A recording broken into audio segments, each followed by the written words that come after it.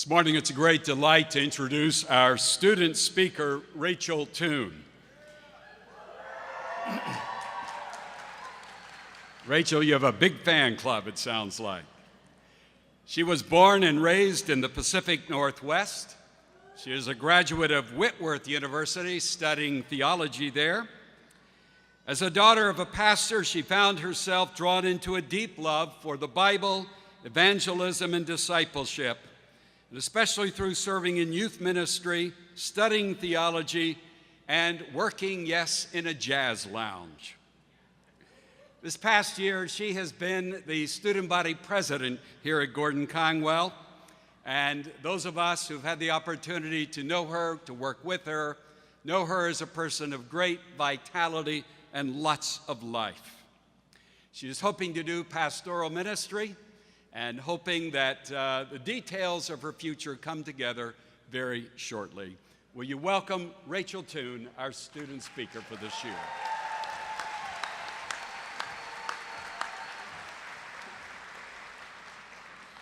Well, everybody, we did it.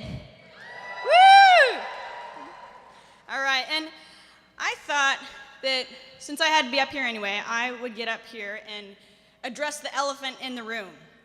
And it's a question that some of you family and friends may be asking, but you're far too kind and far too polite to say it out loud. And it might even be a question that some of you all in the ridiculous hats are thinking about too. And it's this. So what good is a seminary degree anyway? Family and friends, you've all come a long way to be here. We would not be here without you, and thank you. Can I get a shout out from the Toone, Marino, Ronan, Valine, Joe clan in the back there? Yeah. And I bet even so, some of you can't help but wonder, what have these people been doing for 3 years? Are they gonna get health insurance? They've been studying dead languages and dead old guys, and no wonder they can slip up and call it cemetery sometimes. What good is a seminary degree anyway? And that, my friends, is a very fair question. And fortunately, there's a guy in the first chapter of the Gospel of John who had a pretty similar sentiment. See, Philip met this extraordinary guy named Jesus. And Jesus was from this hick town called Nazareth on the wrong side of the tracks. And so Philip went to tell his friend Nathanael about it. And Nathanael's response was, Nazareth, you've got to be kidding me. Nothing good comes out of Nazareth. What good could come out of there? And that's a fair question indeed, because see, people had pretty low expectations from a town like Nazareth.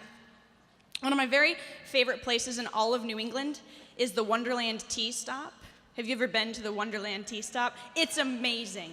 I take it into the city every time because, not because it's faster or not because it's cheaper, but its name is just antithetical to its being.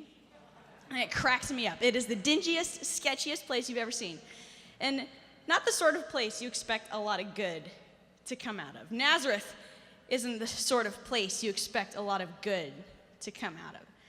And some of you might be wondering, what good can come out of a seminary education? Well, thing is, I think I can only speak for myself, but I can say that I'm a different person now than the one who rolled into South Hamilton 3 years ago. And some of that formation was intended, right? I've been discipled by professors and transformed by living in seminary community and enriched through mentored ministry experience, and those are all really good things. But a lot of that formation was unintended. As Dr. Hollinger mentioned, since I moved out here, I've worked at Chianti, which is the best restaurant on Cabot Street. If you don't have a place to be tonight, that's where you're going. And those coworkers have just become family to me. They're so precious, and I love them a lot. And a lot of them would not claim to be followers of Jesus, but I've learned more about the love and service and sacrifice and loyalty of God from them than I have up on the Holy Hill. So a lot of really wonderful good from perhaps an unexpected place. And this might come as a surprise to some of you, but life can get pretty messy even in seminary. And my capacity to absorb suffering has expanded, and my soul has grown in ways that I just never would have thought. And This isn't really the sort of thing you plan on learning in graduate school, yet it's really amazing the good and the growth that Jesus can bring from pretty surprising places. So, can good come from unexpected places? From Nazareth, from seminary, the restaurant business, loss, trauma, disappointment? Yes, it can.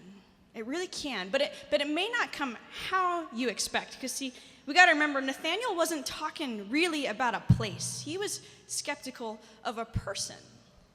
And some of you are in here today with very different questions because you've been burned by the church or by religion or by institutions or by Christians. And your question is, can anything good come out of Christianity? Can anything good come from Christians? Can anything good come from Jesus? And maybe even God himself has profoundly disappointed you.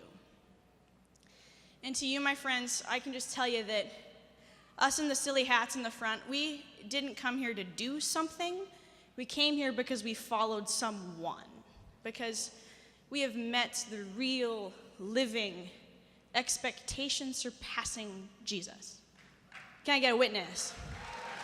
And he's just a lot more wonderful than you can even imagine. And once you meet him, there's just no going back, because it's just moving from black and white into color. And Jesus has the power to bring life out of death and to bring good from really awful places. We've seen him do it. We've seen him do it, and we want to be a part of what he's doing in the world. And so whatever we do, brothers and sisters, with whatever degree we've got, we're going to keep following Jesus. Can I get an amen? And Jesus isn't calling you to a degree. He's not calling you to a job. He's not calling you to a PhD. He's calling you to himself. And all that stuff may be something that you run into, but we're going to keep following Jesus. He's the hope that we have. And to my friends in the house today who kind of like Nathaniel have pretty low expectations from this random dude from Nazareth, that's okay. That's okay where you're at. Just let me say to you what Philip said to Nathaniel, which is come and see. It's all right, just come and see. Come meet him yourself. Come meet Jesus and let him blow your disappointments and your expectations right out of the water.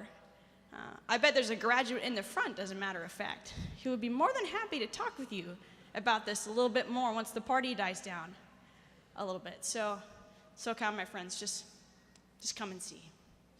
That's what I got for you.